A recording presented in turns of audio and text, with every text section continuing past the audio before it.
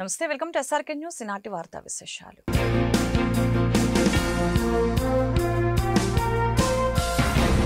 గుంటూరు జిల్లా మంగళగిరిలో గురువారం 11వ జాతీయ చేనేత దినోత్సవం ఘనంగా జరిగింది. రాష్ట్ర ముఖ్యమంత్రి నారా చంద్రబాబు నాయుడు అతిథిగా హాజరయ్యారు. భారతీయ శక్తి, సంస్కృతి, సాంప్రదాయాలకి ప్రతీక చేనేతలని కొనియాడారు. అమరావతిలో హ్యాండ్లూమ్ మ్యూజియం ని ఏర్పాటు చేస్తామని ప్రకటించారు.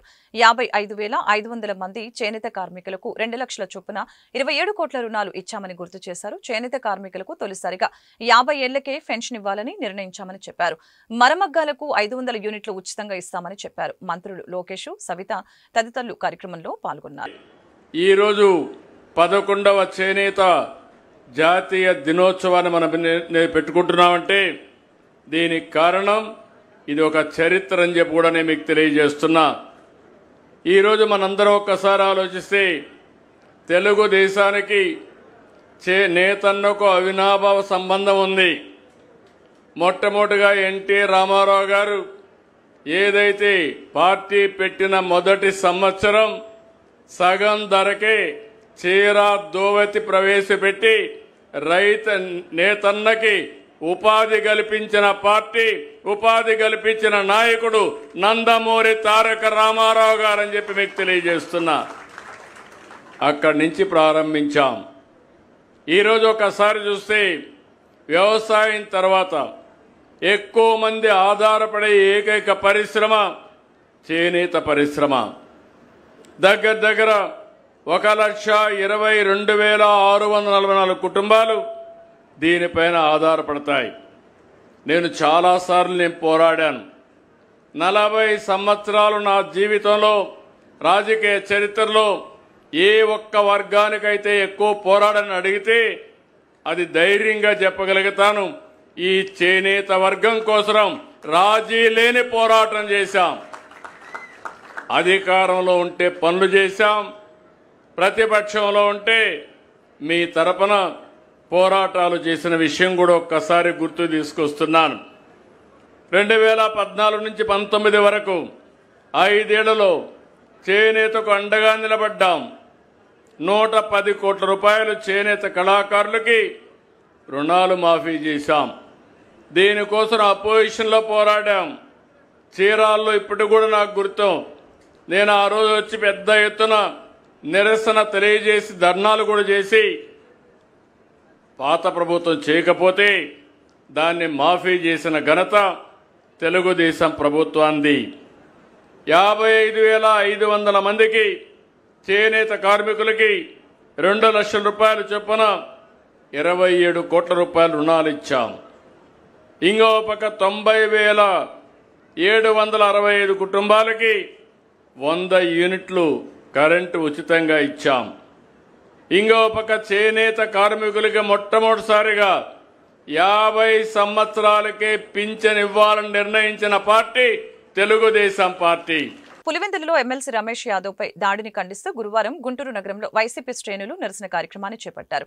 ఎంటీబీ సెంటర్లోని జ్యోతిరావు పూలే విగ్రహం వద్ద ఈ కార్యక్రమం నిర్వహించడం జరిగింది. మాజీ ఎంపీ మోదుగుల వేణుగోపాల్ రెడ్డి మాట్లాడుతూ రాష్ట్రంలో బుల్లెట్ కి మధ్య యుద్ధం జరుగుతుందని, కూటమి పాలనలో బలహీన వర్గాలపై జరుగుతున్న దాడులు చూసి జ్యోతిరావు పూలే ఆత్మ ఘోషిస్తుందని చెప్పారు. ఎన్నికల కమిషన్ ఇటువంటి అంశాలపై నిష్పక్షపాతంగా వ్యవహరించాలని చెప్పారు.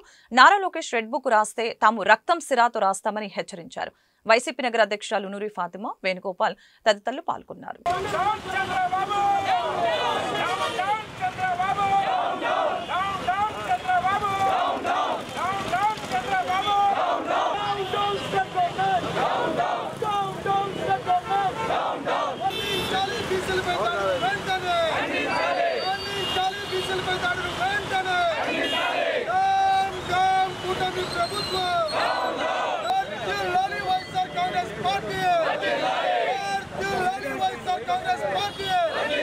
Now today is the battle between the ballot and bullet. ఒక బ్యాలెట్ కున్న ఒక బుల్లెట్ కి యుద్ధం జరుగుతూ ఉంది. బ్యాలెట్ ఓడిపోయి బుల్లెట్ గెలిచిందంటే ఈ భారతదేశంలో ప్రజాస్వామ్యం ఉన్నట్ట. ఈ బుల్లెట్కు నాయకుడు చంద్రబాబు నాయుడు, బ్యాలెట్కు నాయకుడు జగన్మోహన్ రెడ్డి గారు. ప్రజలు తప్పు చేశారా, ప్రజలు పొరపాటు పడ్డారా, ప్రజలు నిన్ను గెలిపించారు. ద బ్యాలెట్ ద్వారా నేను ఎన్నుకున్నారు. You're in CM. మేము అపోజిషన్లో కూర్చున్నాం. ప్రజలు ఇచ్చినటువంటి ఓటమిని అంగీకరించాం. బట్ ఇన్ డెమోక్రసీలో వాట్ బిఆర్ అంబేద్కర్ సెడ్, ఇవి రాజ్యాంగం కనుక if is a misuse I'm the first person to burn it. రాజ్యాంగం కనుక ఈ భారతదేశంలో కనుక మిస్యూజ్డ్ అంటే ఒక దేనికన్నా అనవసరంగా వాడితే నేను ఫస్ట్ పర్సన్ దాన్ని తగలబెడతానికి అన్నాడు. You not feel ashamed? ఒక జడ్పీటీసీ చనిపోతే ఒక బై ఎలక్షన్ జరుగుతూ ఉంటే మేము గెలిచిన సీటుని మేము క్యాండిడేట్ని పెడతా ఉంటే ఒక రమేష్ యాదవ్ అనేటువంటి ఎమ్మెల్సీ ఆంధ్రప్రదేశ్ బలహీన వర్గాల సంఘ ఆంధ్రప్రదేశ్ వైఎస్ఆర్సీపీ బలహీన బీసీల సంఘం అధ్యక్షుడు ఆయన మీద దాడి చేస్తారా అంటే ఏంటి? వాళ్ళకి యూ డోంట్ వాంట్ కంటెస్టా? ఇదేదో మరి జనరల్ ఎలక్షన్ చేయొచ్చుగా. రేపొద్దున నీకంటే బలవంతుడు నరేంద్ర మోడీ అది నేను నిలబెట్టకుండా బుల్లెట్ తెస్తాడు, నువ్వు ఒప్పుకుంటావా? మా అందరికంటే ఇప్పుడు సాధ్యంత వరకు బుల్లెట్ చెప్పినట్టు నడితే ఈ సామ్రాజ్యాన్ని బిన్ లాడెన్ ఎప్పుడో పరిపాలించేవాడు. బ్యాలెట్కి గౌరవం బట్టి ప్రపంచం అంతా కూడా గర్వపడేటువంటి భారత ప్రజాస్వామ్యాన్ని చూసి ఈ ప్రపంచం అంతా గర్వపడుతుంది. Is the founder of Mahatma Gandhi, Mahatma Phule. ఈరోజు చేసిన చర్యకి ఆ పూలే గారి విగ్రహం కూడా తలదించుకునే పరిస్థితి వచ్చింది. ఇటువంటి ప్రభుత్వం ఈరోజు బలహీన వర్గాల మీద దాడులు చేస్తూ ఉందని గుంటూరు జిల్లా అంబటి రాంబాబు గారి నాయకత్వంలో మరి ఈ రోజున మేమంతా కూడా సంఘటితంగా అటువంటి చర్యని ఖండిస్తున్నాం. రాబోయేటువంటి రోజులు ఇటువంటి పునరావృతం కాకుండా చూసుకోవాల్సిన బాధ్యత ఉంది. అండ్ మోరోవర్ ప్రభుత్వం ఉందనుకో, what is Andhra Pradesh state election commission is doing? State election commission అయినా గాడులు కాస్తుందా? దాని చైర్మన్ ఏం చేస్తున్నాడు? దాని కమిషనర్.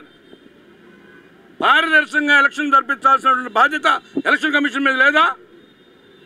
బూత్ క్యాప్చరింగ్, నామినేషన్ చేయడానికి భయపెడతాం, నామినేషన్ ఏదో పెట్టి రిజెక్ట్ చేయటం, ఒకవేళ మా వాళ్ళు గెలిచినా కూడా మీరు ఫోర్సిబుల్గా మీ వాళ్ళు గెలిచినట్టు రాసుకోవటం.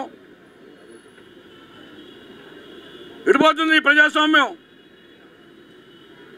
అంబేద్కర్ ఉన్నట్టయితే మీకు ఎంత పెద్ద శిక్ష చేసేవాడు అంత శిక్ష చేసేవాడు.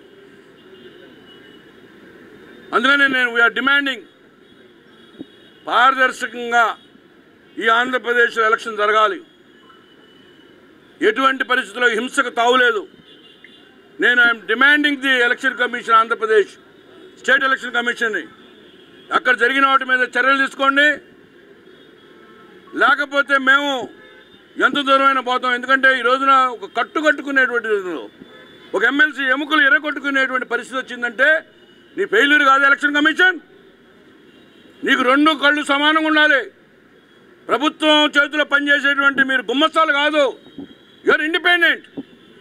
నిన్న పులివెందుల్లో రమేష్ యాదవ్ గారి మీద జరిగిన దాడి నిజంగానే చాలా బాధాకరం. ఎందుకంటారా, ఈ రాష్ట్రంలో మంచి అనే పేరు మర్చిపోయారు, మంచి చేయటం అనేది మర్చిపోయారు. ఈ కూటమి ప్రభుత్వంలో అరాచకాలు ఒక మాటే. ఇంకెవరు ఈ దేశంలో టీడీపీ కానీ కూటమి ప్రభుత్వం ఆంధ్రప్రదేశ్లో అనటానికి ఏమంటారంటే నీచ పరిపాలన, నికృష్ట పరిపాలన, దాడులు, హత్యలు, ఇవి ఒక్కటే ట్రాక్ రికార్డ్.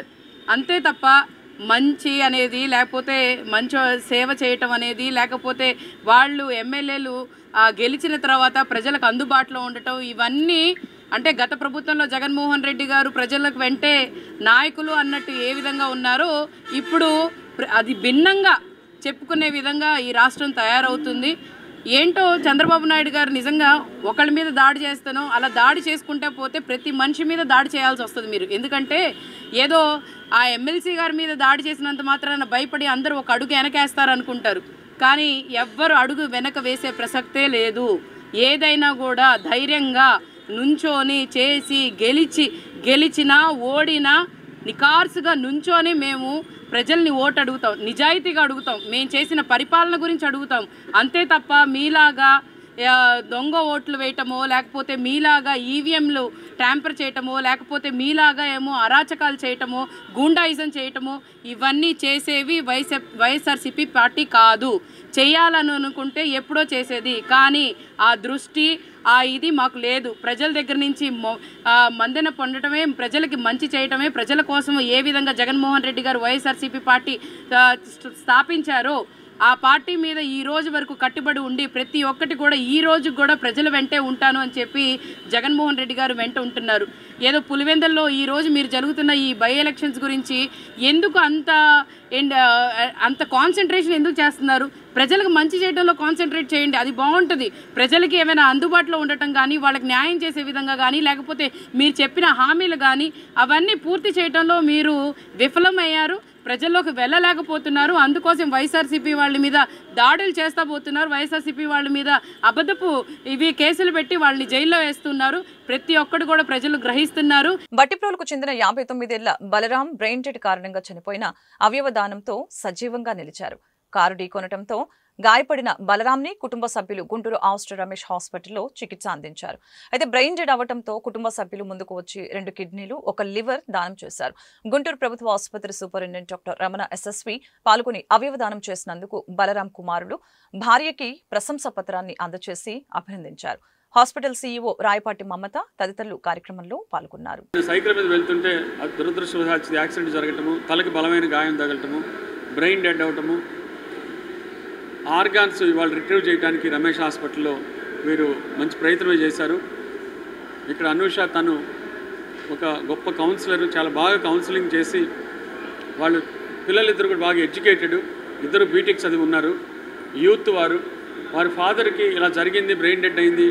చాలామంది ఇక్కడ ఐసీయూలో ఒక హార్ట్ కావాలనో, ఒక లివర్ కావాలనో, ఒక కిడ్నీ కావాలనో, లంగ్ కావాలనో, ఒక ఐ కావాలనో చాలామంది వెయిట్ చేస్తున్నారు అని కౌన్సిలింగ్ చేసిన మీదట వాళ్ళు చాలా బాగా అర్థం చేసుకొని ఈ ఇద్దరు పిల్లలు చక్కగా వాళ్ళ ఫాదర్కి చనిపోయిన తర్వాత ఒక బూడిద కుప్పగా మిగలటం కానీ, ఒక మట్టిగా మిగలటం కానీ మాకు ఇష్టం లేదు సార్, మీరు వారి ఆర్గాన్స్ ఎవరికన్నా అవసరమైన వాళ్ళకి ఇవ్వండి అంటే మనము వారు ముందుకు రావటము, ఇక్కడ హాస్పిటల్ వెంటనే వారిని వెంటిలేటర్ మీద పెట్టి చక్కగా అంత ఆర్గన్స్ అన్నీ కూడా అలైవ్గా ఉండేలా చేసి మనకి బ్రెయిన్ డెడ్ డిక్లేర్ చేసి వాళ్ళ అయితే దురదృష్టవశాత్తు హార్ట్ పనికి రావట్లేదు, వారి హార్ట్ అది లంగ్స్ కూడా పనికి రావట్లేదు. ఇప్పుడు 2 కిడ్నీలు, 1 లివర్ మాత్రం అక్కడ ట్రాన్స్ప్లాంట్ చేయడానికి రెడీ చేశాము. వాటిలో 1 కిడ్నీ, ఒక లివరు ఇక్కడే తీసుకున్నారు, 1 కిడ్నీ మాత్రం విజయ హాస్పిటల్స్ వెళ్తోంది. సో అలాంటి గొప్ప బలరామకృష్ణ అనే ఈ 59 ఏళ్ల మగ మనిషి మరణించినా జీవించినట్లేను. ఎందుకంటే తను మరణిస్తూ కూడా ఒక మెసేజ్ ఇచ్చాడు సమాజానికి. మనము ఒక పాము కానీ ఒక బెల్ట్గా ఉపయోగపడుతుంది, ఒక చెట్టు మనకి ఎన్నో రకాలుగా ఉపయోగపడుతుంది, మీకు తెలుసు అవన్నీ చెప్పడం కాదు. మనకి ప్రతి మనిషి అలా ఉపయోగపడాలని నేను కోరుకున్నాను. మన జీవితం అనేది ఒక నదిలాగా సాగుతూ ఉంటుంది. అలా సాగినప్పుడు ఆ నది కూడా సముద్రంలో కలిసిపోయినప్పుడు కూడా మిగతా అక్కడ జీవజాతులు అక్కడ లోపల ఉన్న వాటి అన్ని కూడా జలచరాలని కూడా ఉపయోగపడుతుంది. అలాంటి మనిషి ఎందుకు ఉపయోగపడకూడదని మనము ఇవాళ సైన్స్ బాగా డెవలప్ అయిన తర్వాత ఈ ఆర్గాన్స్ ఒకరి నుంచి ఒకరికి మనం ఇవ్వచ్చు అని తెలిసిన తర్వాత ఈ అవయవదానం అనే ప్రక్రియ ప్రపంచం అంతా కూడా బాగా గొప్పగా కొనసాగుతుంది. స్పెయిన్ అనే చిన్న దేశంలో ప్రతి మనిషి కూడా అవయవదానం చేస్తాడు. మనకి దాదాపు 100 కోట్ల పైన 150 కోట్ల జనాభా ఉన్న భారతదేశంలో, ఇప్పుడు హైయెస్ట్ పాపులేషన్ జనాభా ఉన్న భారతదేశంలో ఎన్నో ఆర్గన్స్ యూత్ మీరు చూస్తున్నారు. బైకుల మీద వెళ్ళేటప్పుడు రోడ్డు డివైడర్కి తగిలి చనిపోతున్నారు. వాళ్ళందరి అవయవాలు నిజంగా వస్తే మనకి ఇవాళ రోజున ఈ డిమాండ్కి సప్లైకి మధ్యలో ఉన్న గ్యాప్ అంతా తగ్గిపోతుంది. ఈ ఐసీయూలో వెయిట్ చేసిన వాళ్ళందరికీ కూడా ప్రాణదానం చేసిన వాళ్ళు అవుతున్నారు. అందుకని ఇవాళ బలరామకృష్ణ చనిపోయిన తర్వాత కూడా ఆయన మెసేజ్ ఇస్తున్నాడు మనకి, మనం కూడా అలా ఉపయోగపడాలి. ఇప్పుడు సార్ చెప్పినట్టు బలరామకృష్ణ అనే పేషెంట్, ఆవిడకి వాళ్ళ వైఫ్ అండ్ పిల్లలు, వాళ్ళకి మనం వాళ్ళ ఫాదర్ని తెచ్చివ్వలేము, ఆవిడకి మనం వాళ్ళ హస్బెండ్ని తెచ్చివ్వలేము, కానీ ఆయన త్రూ ఒక 5-6 అయితే బతికించగలుగుతున్నాము.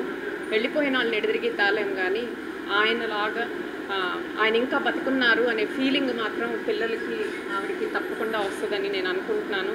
ఎందుకంటే ఆయన భౌతికంగా లేకపోయినా ఆయన ఆర్గాన్స్ త్రూ కొంతమంది బతుకున్నారు కాబట్టి వాళ్ళల్లో వాళ్ళల్లో చూసుకోవచ్చు అనేది ఉద్దేశం అండి. మీడియా వాళ్ళు తలుచుకుంటే ఏమైనా చేయగలరు, అది మాకు బాగా తెలుసు. సో మీరు బాగా ఆర్గాన్ డొనేషన్ని ప్రమోట్ చేస్తే ఎక్కువ మంది ముందుకొచ్చి ఆర్గాన్ డొనేషన్ దాని మీద కానీ ప్లెడ్జ్ తీసుకొని సైన్ చేస్తే కనుక మనకి ఎవరెవరైతే ఆర్గాన్ డొనేషన్ కోసం వెయిట్ చేస్తున్నారో అలాంటి వాళ్ళకి చాలా యూస్ఫుల్గా ఉంటుంది. నాకు తెలిసిన వాళ్ళే చాలామంది ఫర్ ఇయర్స్ టుగెదర్ డయాలసిస్ చేయించుకుంటానే ఉన్నారు. వాళ్ళు జీవనదాన్లో రిజిస్టర్ అయ్యారు కానీ but sufficient number of organs లేకపోవటం వల్ల వాళ్ళకి ఇప్పటికి కూడా ట్రాన్స్ప్లాంట్ అవ్వలేదు. వారానికి 2 సార్లు డయాలసిస్కి వస్తూ ఉంటారు. సో అవేర్నెస్ కానీ పెరిగి ఎక్కువ మంది కానీ డొనేట్ చేయడం మొదలు పెడితే అలాంటివి ఫ్యూచర్లో మనకు తగ్గిపోతాయి అండ్ హ్యాపీగా ఉండొచ్చు. Thank you. నా పేరు రాజశేఖర్. నేను బలరాం కృష్ణ గారి చిన్నబ్బాయిని. మా నాన్నగారు మొన్న ఆదివారం ఉదయం 10 గంటలకి కార్ యాక్సిడెంట్కి గురవడం జరిగింది. తదనంతరం మేము బీజీహెచ్ హాస్పిటల్లో అడ్మిట్ అవ్వడం జరిగింది. తలకి బాగా బలమైన గాయం జరగటం వల్ల నాన్నగారికి బ్రెయిన్ డెడ్ అవ్వడం జరిగింది. బ్రెయిన్ డెడ్ అంటే నాన్నగారు ఎలాగో తిరిగి రారని చెప్పి అవయవాలన్నీ బాగానే ఉన్నాయి కాబట్టి ఆయన మనతో సజీవంగా లేకపోయినా ఆయన అవయవాలు ఎక్కడో మన కోసం కొట్టుకుంటూ ఉంటాయి, ఇంకొకరిని బతికిస్తాయి అనే హోప్ తోటి మా ఫ్యామిలీతో డిస్కస్ చేసుకొని ఇలా ఆర్గాన్ డొనేట్ చేద్దామని సిద్ధమయ్యాము. అలాగే అందరినీ కోరుకునేది ఒకటి, రోడ్డు మీద ప్రయాణించేటప్పుడు చాలా జాగ్రత్తగా వెళ్ళండి. మాకు లోటు జరిగింది, ఎవరికి జరగకూడదు ఖచ్చితంగా. అలాగే మన దేశంలో పేదలు ఎక్కువ ఉంటారు, హాస్పిటల్లో చూపించుకోలేని వారు ఉంటారు. దయచేసి మీ తల్లిదండ్రులు ఎవరైనా ఉంటే ఇన్సూరెన్స్ తక్షణమే తీసుకోండి, మెడికల్ ఇన్సూరెన్స్. డబ్బు కట్టలేని వాళ్ళకి ఎంత సాయం అందించినా మెడికల్ ఇన్సూరెన్స్ అనేది ఉంటే ఎంతో కొంత హోప్ ఉంటుంది. మీరు దయచేసి రోడ్డు మీద ద్విచక్రాల మీద ప్రయాణిస్తున్నప్పుడు హెల్మెట్ ధరించండి, కారులో వెళ్తున్నప్పుడు సీట్ బెల్ట్ వేసుకోండి, మద్యపానం చేస్తూ డ్రైవింగ్ చేయొద్దు. వైసీపీ విద్యార్థి విభాగం రాష్ట్ర అధ్యక్షులు పానుగంటి చైతన్య జన్మదిన వేడుకలు గురువారం గుంటూరులో ఘనంగా జరిగాయి. విద్యార్థి విభాగం జిల్లా నగర శాఖలు సంయుక్తంగా కేక్ కట్ చేసి సంబరాలు నిర్వహించారు. ఇందులో భాగంగా శ్రీనగర్లోని మాతృశ్రీ వృద్ధాశ్రమంలో కేక్ కటింగ్ తో పాటు అన్నదాన కార్యక్రమాలు చేశారు. విద్యారంగ సమస్యల పరిష్కారం కోసం పానుగంటి చైతన్య నిరంతరం పోరాటాలు చేస్తున్నారని వైసీపీ విద్యార్థి విభాగం జిల్లా అధ్యక్షులు వినోద్, నగర అధ్యక్షులు రవీంద్ర గుర్తు చేశారు. పానుగంటి చైతన్య భవిష్యత్తులో మరిన్ని కీలక పదవులు అధిరోహించాలని వారు ఆకాంక్షించారు.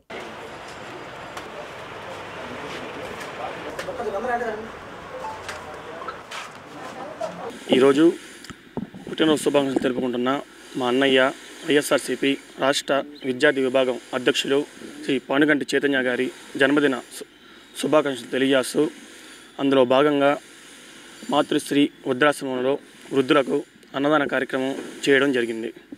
ఇలాంటి పుట్టినరోజులు మరెన్నో జరుపుకోవాలని మనస్ఫూర్తిగా కోరుకుంటూ మా అన్నయ్యకు జన్మదిన శుభాకాంక్షలు. ఈరోజు పుట్టినరోజు జరుపుకుంటున్న వైఎస్ఆర్ కాంగ్రెస్ పార్టీ రాష్ట్ర విద్యార్థి విభాగ అధ్యక్షులైనటువంటి పానుగంటి చైతన్య గారికి ముందుగా జన్మదిన శుభాకాంక్షలు తెలియజేస్తుంది గుంటూరు జిల్లా విద్యార్థి విభాగ సంఘం. ఈరోజు చూసుకుంటే మన గుంటూరులోనే కాదు, జిల్లాలోనే కాదు, రాష్ట్ర వ్యాప్తంగా పలు సేవా కార్యక్రమాలు చేస్తుంది. జిల్లా మొత్తం కానీ స్టేట్ మొత్తం కానీ చేస్తున్నారు విద్యార్థులు. ఇలాంటి పుట్టినరోజు వేడుకలు మరి ఎన్నో జరుపుకోవాలని చెప్పి ఉన్నత స్థాయి పదవులు ఆయన ఎన్నో చేకూర్చాలని చెప్పి ఆశిస్తున్నారు. పొద్దున్నుంచి సేవా కార్యక్రమాలు చేస్తున్నాము. గుడిలో కానీ బడుల్లో కానీ మాతృశ్రీ వృద్ధాశ్రమం లాంటివి కానీ చాలా పలు సేవా కార్యక్రమాలు చేస్తూ అన్నకి అందరి చేత నిండు ఆశీస్సులు మెండుగా ఉండాలని చెప్పి మనస్ఫూర్తిగా కోరుకుంటూ మేము కానీ యువత కానీ విద్యార్థులు కానీ మేమందరం ఆయన ఉన్నత స్థాయికి వెళ్ళాలి, రాబోయే రోజుల్లో మంచి మంచి పదవులు తీసుకోవాలని చెప్పి మనస్ఫూర్తిగా కోరుకుంటూ గుంటూరు జిల్లా విద్యార్థి విభాగం తరపున చైతన్య అన్నకు విద్యార్థుల సంఘం తరపున జన్మదిన శుభాకాంక్షలు తెలియజేస్తున్నాము. జిన్నా టవర్ పేరు మారుస్తామని బీజేపీ రాష్ట్ర అధ్యక్షులు మాధవ్ వ్యాఖ్యానించడాన్ని వైసీపీ రాష్ట్ర కార్యదర్శి గులాం రసూల్ తీవ్రంగా ఖండించారు. బృందావన్ గార్డెన్స్ లోని వైసీపీ కార్యాలయంలో గురువారం గులాం రసూల్ మాట్లాడారు. కులాలు మతాల మధ్య విద్వేషాలు రెచ్చగొట్టడానికి ఇటువంటి వ్యాఖ్యలు చేయడం సమంజసం కాదని హితో పలికారు. మైనార్టీ నాయకులు, కార్పొరేటర్లు ఈ సమావేశంలో పాల్గొన్నారు. గత 2 రోజుల క్రితం బీజేపీ ఆంధ్రప్రదేశ్ రాష్ట్ర అధ్యక్షులు మాధవ్ గారు గుంటూరు జిల్లా పర్యటనకు విచ్చేసి వారు వివాదాస్పదమైనటువంటి వ్యాఖ్యలు చేయడం, వారి యొక్క నైతిక విలువలను దిగజార్చుకోవడం అనేది నేను తెలియజేస్తా ఉన్నాను. ఈరోజు గుంటూరుకు సంబంధించినటువంటి అంశంలో గుంటూరు జిన్నా టవర్ పేరును మార్చాలని చెప్పని వారు ఒక సభలో మాట్లాడుతూ గుంటూరు జిన్నా మొహమ్మద్ అలీ గారి జిన్నా పేరు మారుస్తాం, గతంలో వైఎస్ఆర్ కాంగ్రెస్ పార్టీ అధికారంలో ఉంది, అందుకనే మార్చలేకపోయాం, ఈసారి మేము ఖచ్చితంగా పేరు మారుస్తాం, మార్చే వరకు ఉద్యమిస్తామని చెప్పని నిన్న ప్రగల్భాలు పలికి వెళ్ళినటువంటి మాధవ్ గారికి నేను సూటిగా కొన్ని ప్రశ్నలు అడగదలుచుకున్నా. ఈరోజు మాధవ్ గారికి ముందుగా అసలు గుంటూరుకు సంబంధించినటువంటి జిన్నా టవర్ మొహమ్మద్ అలీ గారి జిన్నా గారి స్తూపాన్ని ఎందుకు నిర్మించారో ముందు మీరు చరిత్ర తెలుసుకోవాల్సినటువంటి అవసరం ఎంతైనా ఉంది.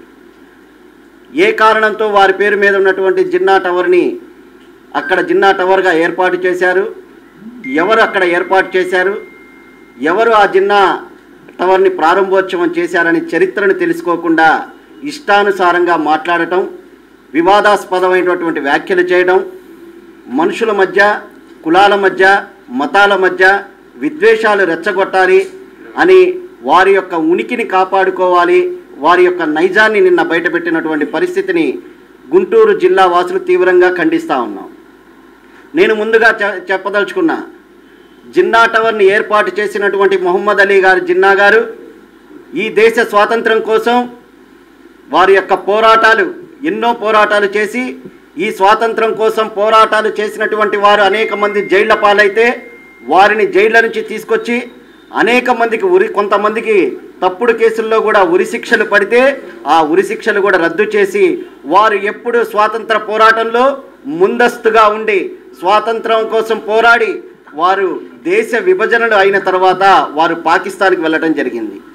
వారు ఈ దేశానికి ఎన్నో సేవలు చేశారు, వారి స్వాతంత్రం కోసం పోరాటం చేశారని చెప్పని స్ఫూర్తితో అనేక మంది ఆ రోజు వారితో పాటు పాల్గొన్నటువంటి స్వాతంత్ర సమరయోధులు వావిలాల గోపాలకృష్ణ గారు లాంటి వారు, ఎన్జి రంగా లాంటి వారు, వాల్కాట్ దాదా లాంటి వాళ్ళు కలిసి వారి యొక్క చిహ్నంగా జిన్నా టవర్ని ఏర్పాటు చేయటమే కాకుండా ఆ యొక్క ప్రారంభోత్సవాన్ని కూడా వావిలాల గోపాలకృష్ణ గారు కూడా ఆ యొక్క ప్రారంభోత్సవాన్ని చేసినటువంటి చరిత్ర ముందుగా మీరు తెలుసుకొని మాట్లాడాల్సినటువంటి అవసరం ఎంతైనా ఉంది.